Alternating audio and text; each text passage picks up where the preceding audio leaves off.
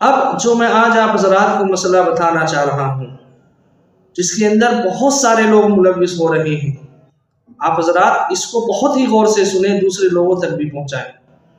وہ ہے آج کے دور کے اندر انسان چند پیسوں کے لالچ میں، چند پیسوں کے بچانے کے چکر میں لائٹ کی، بجلی کی چوری کر رہا ہے، اور پھر اس چوری کی ہوئی لائٹ سے اپنے گھر کے کام چل رہے ہیں۔ کہیں پر دیکھا جاتا ہے کہ ہیٹر چل رہا ہے، اس کے ذریعے سے کھانا بنایا جا رہا ہے، کہیں پانی گرم کیا جا رہا ہے، صرف اور صرف اس وجہ سے کہ چند پیسے ہمارے بچ جائیں، یا یہ کہ کہیں ہمارا بل زیادہ نہ ہو جائے، کہیں ہمارا پیسہ زیادہ خرچ نہ ہو جائے۔ ان چیزوں کو اپنے ذہن کے اندر رکھ کر انسان لائٹ کی چوری کر رہا ہے۔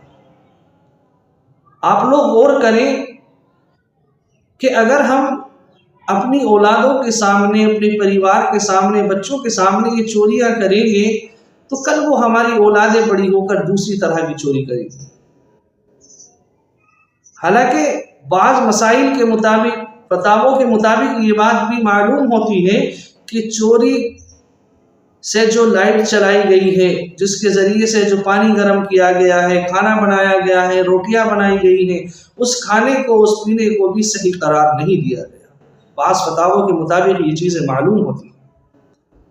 صرف چند پیسوں کے چکر میں ہم نے اپنے ایمان کا سودا کر دیا، ہم اپنے ایمان کو بیچ رہے ہیں۔ ارے چند وقت کے لیے اگر ہم بھوکے بھی رہ گئے یا ہمارا پیسہ زیادہ خرچ ہو گیا، اس میں ہمارا کیا نقصان ہو جائے گا؟ کل قیامت کے دن ہم اللہ تعالیٰ کے سامنے کیا جواب دیں گے؟ کیا یہ ہماری بات کہ ہمارا یہ عذر کہ ہمارے پیسے خرچ نہ ہو جائیں اس لیے ہم چوری کر رہے تھے، کیا یہ قابل قبول ہوگا؟ ہرگز نہیں۔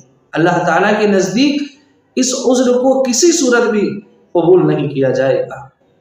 تو میرے وہ تمام دوست، احباب، بھائی جو اس طرح کا کام کر رہے ہیں، بجلی چوری کر رہے ہیں، اس لائٹ کو استعمال کر رہے ہیں جس کی اجازت نہ ہمارا مذہب دے رہا ہے، نہ ہماری گورنمنٹ دے رہی ہے، اس کے باوجود بھی اگر ہم یہ کر رہے ہیں تو یقین مانیں کہ ہم کتنے سخت ترین گناہ کے اندر گھسے ہوئے ہیں، کتنے سخت ترین گناہوں کے اندر ہم ڈوبے ہوئے ہیں۔ آپ لوگ دیکھیں کہ فتاووں کے اندر یہ بات بھی معلوم ہو رہی ہے کہ اس لائٹ جو ہم چوری کر رہے ہیں اس کے ذریعے سے تیار شدہ کھانا پینا وہ ہمارے لیے صحیح نہیں ہے۔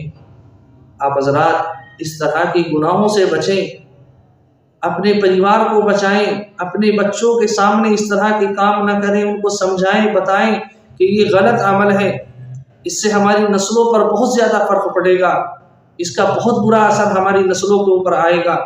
اللہ تبارک و تعالیٰ سے دعا ہے کہ اللہ تعالیٰ مجھے بھی، آپ کو بھی، تمام امت مسلمہ کو، تمام لوگوں کو اس طرح کی گناہ کبیرہ سے اجتناب کرنے کی توفیق عطا فرمائے، اور اللہ تبارک و تعالیٰ صحیح سالم زندگی گزارنے کی ہمیں توفیق عطا فرمائے۔ آمین۔ السلام علیکم ورحمۃ اللہ وبرکاتہ۔